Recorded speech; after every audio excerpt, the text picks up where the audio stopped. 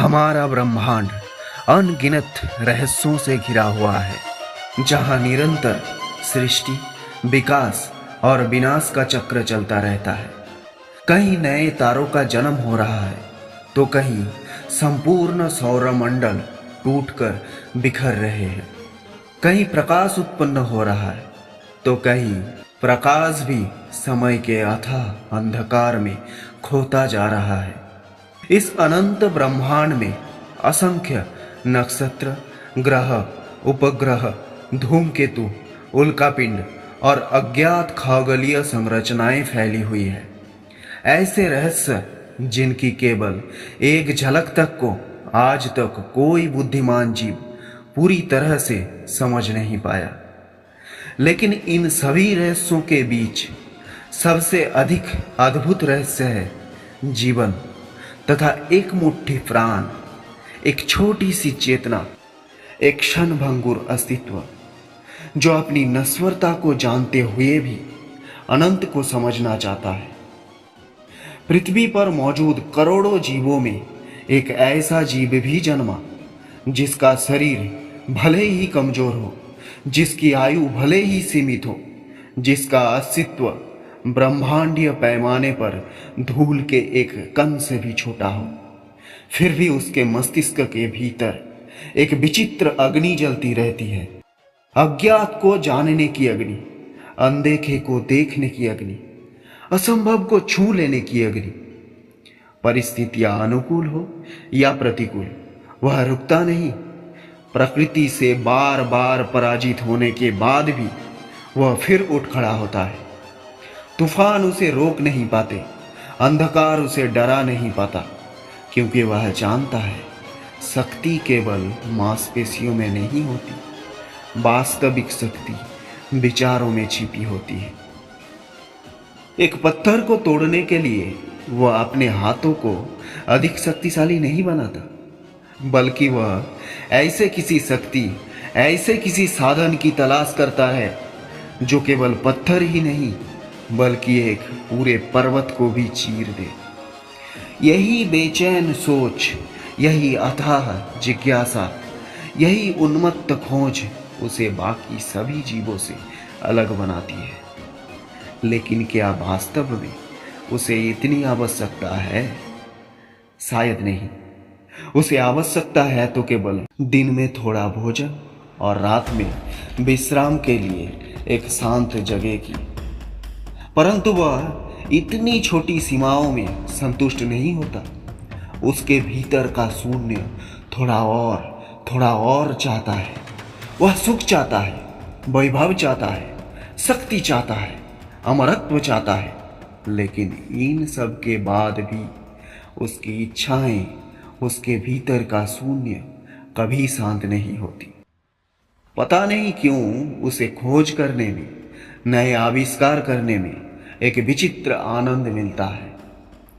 रात की निस्तब्धता में खुले आसमान के नीचे बैठकर वह ब्रह्मांड को निहारता है, उसे समझने की कोशिश करता है। उसके रहस्यों को जानने के लिए वह लाखों करोड़ों धन और अपना अनमोल समय व्यय कर देता है। लेकिन हर नए खोज, हर नए उन्नति के साथ वह अपनी नश्वरता और इस अनंत ब्रह्मांड में अपनी सूक्ष्मता को और अधिक गहराई से समझने लगता है। फिर भी वह रुकता नहीं, वह प्रयास करता रहता है। और इन्हीं निरंतर प्रयासों के कारण वह कुछ बरसों पहले चंद्रमा पर कदम रख चुका है। आज तक हजारों ग्रहों, उपग्रहों और अनगिनत खगोलीय पिंडों की खोज कर चुका है।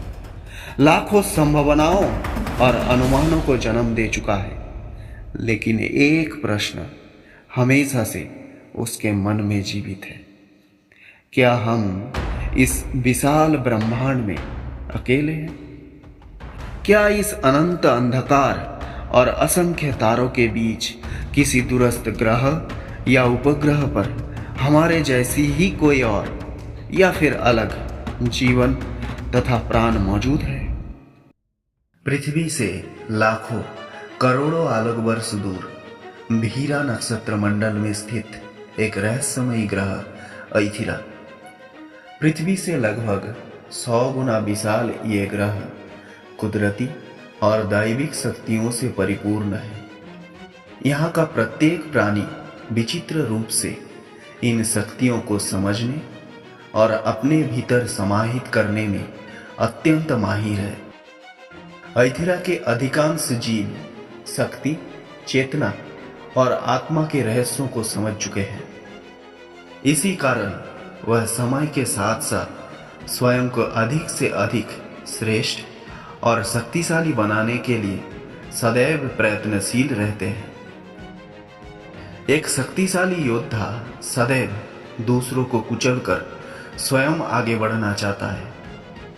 ऐथिरा में एक पशु और एक मनुष्य के बीच बहुत अधिक अंतर नहीं होता। अंतर केवल बुद्धि, विचार शक्ति और दूरदर्शिता में होता है। कोई पशु अपग्रेड होकर अत्यंत शक्तिशाली तो बन सकता है, परंतु दिमाग से वह हठी और बेपरवाह होता है। शक्ति के विशाल अंतर के कारण यहाँ सदैव बलवान ही शासन करते हैं। यदि कोई राजा शक्तिशाली होने के साथ साथ विनम्र, कर्तव्यपरायण, न्यायप्रिय, दयालु और साहसी हो तो उसकी प्रजा सुख, शांति और समृद्धि के साथ अपना जीवन व्यतीत करती है। परंतु यदि शासक दुराचारी, कठोर और अकर्तव्यपरायण हो तो वही प्रजा दासों के समान जीवन जीने के लिए विवश हो जाती है। इसीलिए ऐथिरा में जीवित रहने के लिए शक्तिशाली होना अत्यंत आवश्यक माना जाता है। वैसे तो यहाँ के पेड़ पौधे, जीव जंतु, उनके जीवन शैली, भाषा पृथ्वी से लगभग भिन्न है, लेकिन मैं आप सबको जगह जगह पर समझाने का पूरा प्रयास करूंगा। मैं तो पहले ही कह चुका हूं कि ऐथिरा ग्रह कुदरती शक्तियों से समृद्ध है। इसीलिए यहाँ बढ़ती हुई शक्तियों को विभिन्न रैंकों में विभाजित किया गया है और प्रत्येक रैंक को 10 स्तरों में यानी लेवलों में बांटा गया है। मनुष्य के शक्ति रैंक कुछ इस प्रकार है। सबसे नीचे यानी एक साधारण मनुष्य ट्रेनिंग के जरिए अपने शरीर, आत्मा और चेतना के बारे में समझता है और उसे महसूस करता है। इस रैंक का नाम है अचेतन। उसके बाद सचेतन, फिर महाप्राण, महावीर, विद्याधर, कालवीर, बलदेव, बलाधिप, बल सम्राट, महाबली। ताकतवर से ताकतवर लोग बहुत ही मुश्किल से केवल उस महाबली रैंक तक ही पहुंच पाते हैं, परंतु इसके आगे भी एक दिव्य रैंक विद्यमान है जिसका नाम है देव पूर्वज। युगों में केवल कुछ ही लोग ऐसा है जो इस स्तर को प्राप्त कर सके। ऐथिरा ग्रह के पशु पक्षियों के लिए भी एक अलग शक्ति रैंक मौजूद है, जिसके सबसे नीचे का रैंक है बलबीज, फिर दृढ़काय, बलमोहन, बलवीर, शक्तिवीर, वज्रदेही और बल प्रताप। बल प्रताप रैंक के बाद पशु पक्षियों के भीतर अलग अलग विशेष शक्ति जागृत होने लगती है और बल प्रताप रैंक के बाद उसी विशेष शक्ति का अपग्रेडेशन चलती रहती है। कभी कभी पशु पक्षियों के अंदर शारीरिक शक्तियां भी बढ़ सकती है, किंतु ये आवश्यक नहीं कि यह विशेष शक्ति केवल बल प्रताप रैंक के बाद ही प्रकट हो। कभी कभी ये जन्मजात भी हो सकती है और कभी रैंक पार करने के दौरान या विकास के मध्य में भी जागृत हो सकती है। मनुष्य में भी जन्मजात विशेष शक्तियां हो सकती है। वह जन्म से ही एक्टिवेट रह सकती है या फिर दुर्लभ जड़ी बूटियों, दिव्य औषधियों और रसायनों के प्रभाव से भी जागृत हो सकती है। इन सब के अतिरिक्त ऐथिरा में एक और रहस्यमयी शक्तिपद विद्यमान है, तप, मंत्र और तंत्रों का मार्ग। इस मार्ग के साधक अपनी आध्यात्मिक शक्तियों से अत्यंत बलवान योद्धाओं और भयंकर पशुओं तक को भी घुटनों पर ला सकता है। वह किसी की शक्तियां छीन सकती है, बाहरी देव अथवा दैत्य शक्तियों का आवाहन कर सकते हैं, दिव्य अस्त्रों और युद्ध कलाओं की रचना कर सकते हैं, कुछ हद तक सही भविष्य का भी अनुमान लगा सकते हैं। इसी कारण ऐथिरा में ऐसे लोगों को अत्यंत सम्मान दिया जाता है। इन तपस्वियों का शक्तिपथ कुछ इस प्रकार है: सबसे नीचे साधक, उसके बाद ऋषि, तांत्रिक, महातांत्रिक, महातपस्वी, संत, संत सूरी, संत योगी, संत महात्मा और देव संत। इन रैंकों का कोई निर्दिष्ट स्तर नहीं होता। प्रत्येक साधक अपनी तपस्या, ज्ञान और उपलब्धियों के आधार पर अपनी शक्ति का विस्तार करते हैं।